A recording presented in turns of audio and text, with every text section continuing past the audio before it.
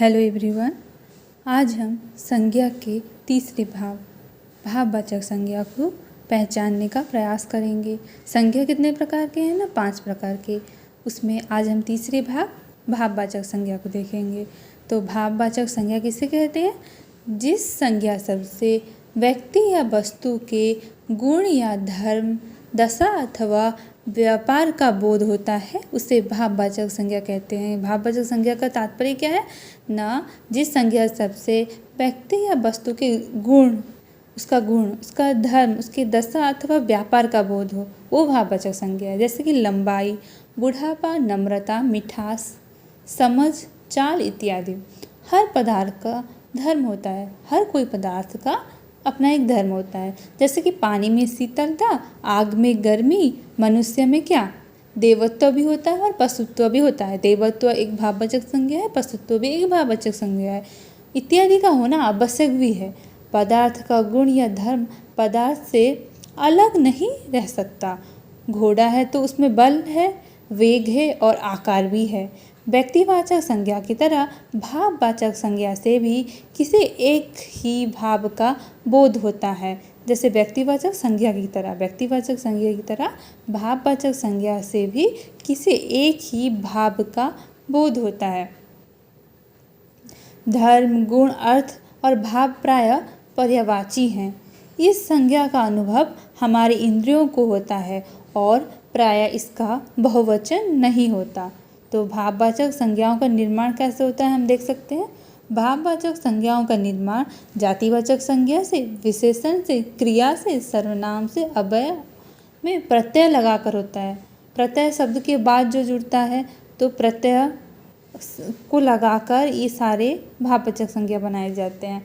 जैसे जातिवाचक संज्ञा से कैसे भाववाचक संज्ञा बनता है? जैसे बूढ़ा से बुढ़ापा, लड़का से लड़कपन, मित्र से मित्रता, दास से दासत्व, पंडित से पंडिताई इत्यादि।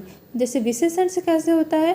गर्म विशेषण है, उसका गर्मी हो गया तो भाववाचक संज्ञा हो गया, जो कि एक धर्म को मतलब क्या करता है, आइडेंटिफाई करता है। सर्द का सर्दी हो गया, कठोर का कठोरता हो गया, मीठा का मिठास हो गया, चतुर का चतुराई हो गया। चतुर एक विशेषण है, चतुराई हो गया भाववाचक संज्ञा। कठोर जो है उसका क्या बोलते हैं, कठोर विशेषण है ना, संज्ञा की जो विशेषता बताता है वो विशेषण है। कठोर किसी पदार्थ का क्या बताता है, उसका विशेषता बताता है, तो कठोर हो गया विशेषण। लेकिन कठोरता जो हो गया एक गुण हो गया, पदार्थ का गुण हो गया। तो गुण, तो उसका तात्पर्य हम क्या समझे? भाववाचक संज्ञा क्या है ना, जिस संज्ञा शब्द से व्यक्ति या वस्तु के गुण, धर्म, दशा अथवा व्यापार का बोध होता है। तो ये गुण या जो है हमारा भाववाचक संज्ञा समझाता है। इसी प्रकार क्रिया से कैसे होता है? घबराना से घबराहट, घबराना क्रिया है, घबराहट हो गया भाववाचक संज्ञा।